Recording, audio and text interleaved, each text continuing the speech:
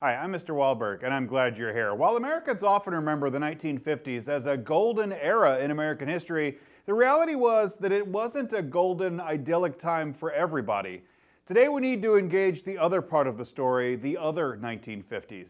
Turn with us now to those thrilling days of yesteryear, when out of the past come the thundering hoofbeats of Wahlberg's A-Push. History class rides again!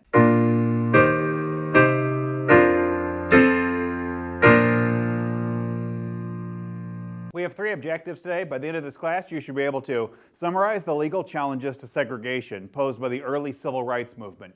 You should be able to describe the efforts of black leaders to challenge discrimination in the South, and you should be able to characterize the reaction of the Eisenhower administration to the civil rights movement. But let's begin in Roman numeral number 10. The most significant challenge to 1950s complacency was the greatest citizens movement of the 20th century, the black struggle for equality. The civil rights movement, although it's celebrated today, was at the time a kind of a surprise.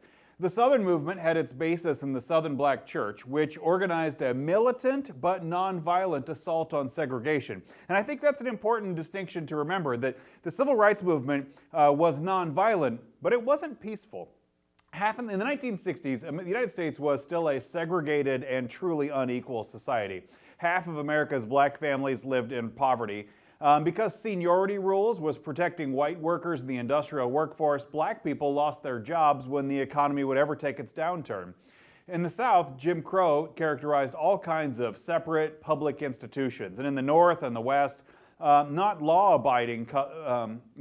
but custom barred black people from colleges and hotels and restaurants and most suburban housing. In 1950, 17 southern and border states and Washington, D.C. required the racial segregation of public schools, and several more states allowed local districts to segregate. Few white people thought that it was urgent to challenge racial inequality. It just seemed like the way things were. Subpoint B. So it fell to the courts to confront the problem of racial segregation. With the defeat of the Truman Civil Rights Initiative and the Eisenhower administration's reluctance to confront race relations, segregation was attacked first. As before we could equalize race relations, let's just go on the physical divide between the races. A challenge to segregation in the Southwest by the League of Latin American Students led to the desegregation of public schools there in 1946. And the governor signed the measure. Earl Warren had presided over Japanese American internment, but after the war he came to oppose racial inequality. In 1953, Eisenhower appointed that governor, Earl Warren, to be Chief Justice of the Supreme Court.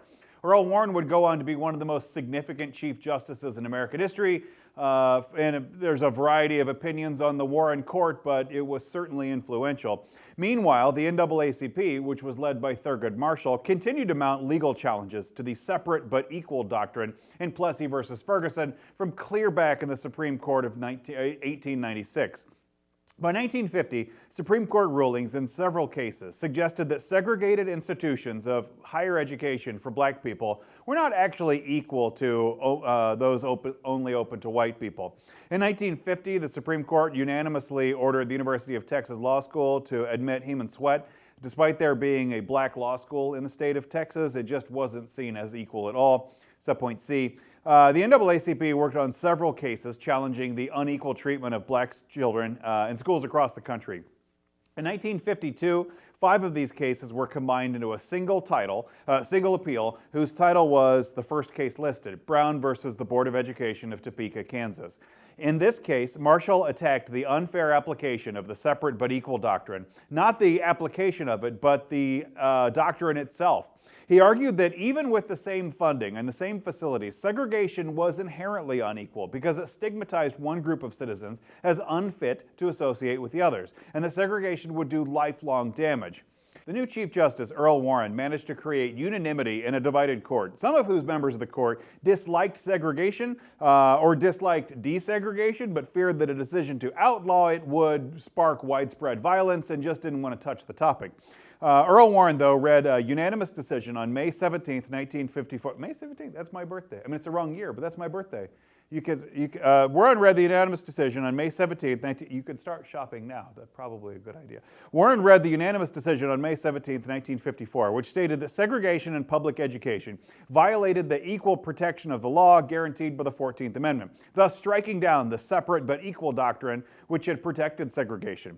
The court did not immediately order implementation, but only hearings on how segregation in schools should be abolished. But the Brown decision also signaled the beginning of the Warren Court as an agent of active social change, and it gave hope to many that segregation would soon end. The black press absolutely hailed the Brown decision and seemed like this was really a triumph of the movement. Roman numeral number 11. The Brown decision animated civil rights activists who, after being dormant in the early 1950s, now believed that the federal courts could come to their aid and back them. And mass action against Jim Crow developed pretty quickly. In December of 1955, Rosa Parks, a black department store worker in Montgomery, Alabama, refused to surrender her seat on a city bus to a white rider, as the local law had required. Parks's arrest provoked a year-long bus boycott, initiating the mass phase of the civil rights movement in the South. Within a decade, civil rights legislation overthrew legal segregation and regained the right to vote for black Southerners. While Rosa Parks was depicted as an ordinary woman fed up with Jim Crow, in fact, she was a veteran of civil rights struggles. In the 1930s, she had protested the conviction of the Scottsboro Boys, and in the 1940s, she became one of the few black people in Montgomery to be able to cast a ballot after passing a very difficult literacy test. When news of her arrest spread throughout Montgomery, hundreds of black people refused to ride the bus until they received equal treatment. For more than a year, despite harassment and violence, Montgomery's black people maintained the boycott. In November of 1956, the Supreme Court ruled segregation in public transportation was unconstitutional. The Montgomery bus boycott also marked a turning point in American post-war history. It launched a nonviolent movement for racial justice based in the South's black churches. It was supported by Northern liberals and focused on unprecedented international attention and focused that on U.S. racial policies. Subpoint B. Throughout the boycott, Martin Luther King Jr., a pastor at a local Baptist church, became the symbol of the movement. King presented the case for black rights in a vocabulary that merged the black experience with that of the nation. At the boycott's first protest meeting, King inspired his audience with when he said that Southern black people were tired of going through the long night of captivity and were reaching out for the daybreak of freedom and justice and equality. Echoing Christian themes derived from his training in the black church, King's speeches resonated deeply in black communities and in the broader culture both. His most famous speech, I Have a Dream, given in 1963, began by noting the unfulfilled promise of emancipation and closed invoking a cry from a black spiritual, free at last, thank God Almighty, we are free at last. King appealed to black Americans' sense of injustice and the conscience of white Americans by making the case for black rights in the terms that united black people's experience with those of the experiences of the rest of the nation. A student of nonviolent disobedience that, as proposed by Henry David Thoreau and Gandhi, King offered a philosophy of struggle in which evil was met with good and hate with Christian love and violence with peaceful demands for change. His Christian themes came from the black church, and they resonated in the black community and the rest of America. He appealed to white America by emphasizing black people's loyalty to the nation and their devotion to its redemptive value. Subpoint C.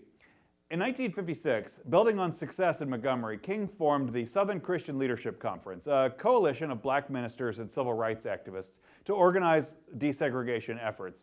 But the fact that Montgomery's officials agreed to desegregate only when forced to by the Supreme Court ruling showed that more local action was necessary to actually really end Jim Crow. The white South's refusal to accept the board decision showed that black people would win their constitutional rights only by federal intervention, but the federal government often did pretty little. Southern whites did, launching a campaign of massive resistance against desegregation in the South. And in 1956, a full 82 of 106 Southern congressmen signed the Southern Manifesto, condemning Brown as an abuse of judicial power and calling for lawful resistance to forced integration. Southern states soon passed their own laws to block desegregation. Virginia was the first state to enact desegregation, but offered funds to white students, not to black people, to go attend private schools so they didn't have to go accept their own terms. Some localities shut down their schools entirely rather than desegregate them, like Prince Edward County in Virginia, whose public schools remained closed from 1959 to 1964. Roman numeral number 12. And the federal government tried to remain uninvolved in the black struggle. In 1957, Senate Majority Leader Lyndon Johnson led successful efforts in Congress to go past the first national civil rights law since Reconstruction and focused on blacks' voter rights in the South. but it had weak enforcement and truly pretty little effect. President Eisenhower offered no moral leadership, and he only called for Americans to obey the law, while he publicly made it seem like he didn't welcome civil rights agitation. I've always thought that Eisenhower's stance on civil rights was disappointing, but not totally unsurprised. A military man, Eisenhower knew that it was unwise to pick fights that you couldn't win. Eisenhower would take strong stances when he had to and thought that there were challenges that he could win. But overall, I think Eisenhower just didn't think he could reshape the country. He's gotten a bad rap for it, and he certainly carries some water for that. But it's like everything, it's complicated. Subpoint B. In 1956, Governor Orville Faubus of Arkansas publicly showed support for segregation. He ordered the National Guard to turn away the Little Rock nine African-American students who'd volunteered to integrate Little Rock Central High School. A federal judge ordered Faubus to let the students into the school, and NAACP members called 8 of the students and arranged for them to drive to the school. They could not reach the 9th student, a girl named Elizabeth Eckford, who didn't have a phone, and she set out for school alone. Outside Central High, Eckford faced an abusive crowd, and terrified, the 15-year-old made it to a bus stop where 2 friendly white people stayed with her. The crisis in Eisenhower forced Eisenhower to act. When Faubus used the National Guard to prevent the court-ordered integration of Little Rock Central High School, Eisenhower dispatched 1,000 paratroopers into Little Rock to go enforce it. But even these soldiers couldn't protect students from the troublemakers who confronted them in the hallways, in the halls, and in the cafeteria. And throughout the year, African-American students were regularly harassed by other students. Subpoint C. At the end of the year, Faubus shut down Central High rather than let integration continue. Elsewhere, the federal government did little to hasten desegregation, and when Eisenhower left office, fewer than 2% of black students attended desegregated schools in the South. There's clearly a lot to be done, and the effort will continue. The 1950s aren't a golden era for everybody, and this story cannot be told enough. It's a fascinating story that I can't wait to tell you more about. Make sure you like and subscribe. God bless you.